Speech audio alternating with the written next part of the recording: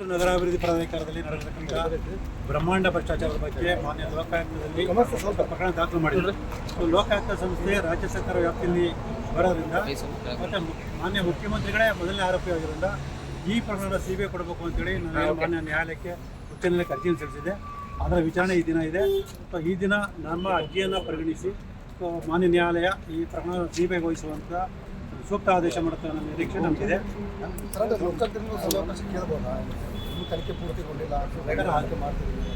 ಮಾನ್ಯ ಉಚ್ಚ ನ್ಯಾಯಾಲಯ ಅಂತಿಮ ವರದಿ ಸಲ್ಲಿಸೋದಕ್ಕೆ ಇದುವರೆಗೂ ಏನು ತನಿಖೆ ನಡೆದಿದೆ ಅದರ ಬಗ್ಗೆ ಒಂದು ವರದಿ ಕೊಡಿ ಅಂತ ಹೇಳಿದ್ರೆ ಅದರ ವರದಿಯನ್ನು ಅಷ್ಟೇ ಪರಿಗಣಿಸಿ ಮಾನ್ಯ ನ್ಯಾಯಾಲಯ ಈ ಪ್ರಕರಣ ಸಿಬಿಐ ವಹಿಸುವಂಥ ಸೂಕ್ತ ಆದೇಶ. ಅಂತಿಮ ವರದಿನ ಮುಗಿದ ಮೇಲೆ ನಾವು ಹೌದು ಸರ್, ಅಂತಿಮ ವರದಿ ಸಲ್ಲಿಸೋಕೆ ಇನ್ನೂ ಸಾಕಷ್ಟು ಸಮಯ ಇನ್ನೂ ತನಿಖೆ ನಡೀತಾ ಇರೋದ್ರಿಂದ ಈಗಲೇ ಅಂತಿಮ ವರದಿ ಸಲ್ಲಿಸೋಕ್ಕೆ ಸಾಧ್ಯ ಇಲ್ಲ. ಈಗ ಇದುವರೆಗೂ ತನಿಖೆ ನಡೆದ್ರ ಬಗ್ಗೆ ಅಷ್ಟೇ ವರದಿ ಸಲ್ಲಿಸೋದಕ್ಕೆ ಮಾನ್ಯ ಆದೇಶ ಮಾಡೋದಿಲ್ಲ. ಇವತ್ತು ಇದುವರೆಗೂ ಏನು ತನಿಖೆ ನಡೆಸಿದರೆ ಆ ಒಂದು ಬಗ್ಗೆ ಒಂದು ವರದಿಯನ್ನು ಕೊಡ್ತಾ ಇದ್ದಾರೆ. ಅಲ್ಲ, ಇವತ್ತೇನು ಅಂತಿಮ ನಿರ್ಧಾರ ಚಾನ್ಸಸ್ ಇದೆಯಾ ಏನು ಸರ್? ಖಂಡಿತವಾಗ್ಲೂ 99% ಇವತ್ತೇ ಒಂದು ಸೂಕ್ತ ಆದೇಶದ ನಿರೀಕ್ಷೆ ಇದೆ.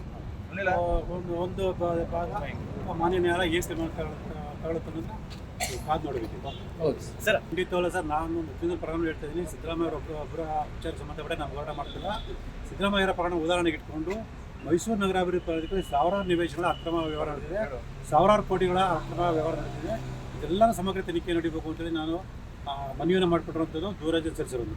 ಹಾಗಾಗಿ ಸಮಗ್ರ ತನಿಖೆ ನಡೆದ ನಂತರ ಸಾವಿರಾರು ನಿವೇಶನಗಳ ಸಾವಿರಾರು ಕೋಟಿ ರೂಪಾಯಿಗಳ ಅಕ್ರಮ ವ್ಯವಹಾರ ಬಯಲಿಗೆ ಬರುವಂಥ ಖಚಿತ. ಮತ್ತು ಸಿದ್ದರಾಮಯ್ಯ ಸೇರಿದಂತೆ ಹಲವಾರು ರಾಜಕಾರಣಿಗಳು, ಪ್ರಭಾವಿ ಅಧಿಕಾರಿಗಳು, ಪ್ರಭಾವಿ ವ್ಯಕ್ತಿಗಳು ಜೈಲು ಶಿಕ್ಷೆ ಅನುಭವಿಸಿದ ಖಚಿತ ಅನ್ನೋದಕ್ಕೆ ಕ್ಷಣ ಕ್ಷಣದ ಸುದ್ದಿಗಳಿಗಾಗಿ ಫ್ರೀಡಂ ಟಿವಿ ಸಬ್ಸ್ಕ್ರೈಬ್ ಮಾಡಿ, ಲೈಕ್ ಮಾಡಿ ಹಾಗೂ ಫಾಲೋ ಮಾಡಿ. ಹೊಸ ಸುದ್ದಿಗಳ ನೋಟಿಫಿಕೇಶನ್ಗಾಗಿ ಬೆಲ್ ಐಕಾನ್ ಮೇಲೆ ಕ್ಲಿಕ್ ಮಾಡಿ.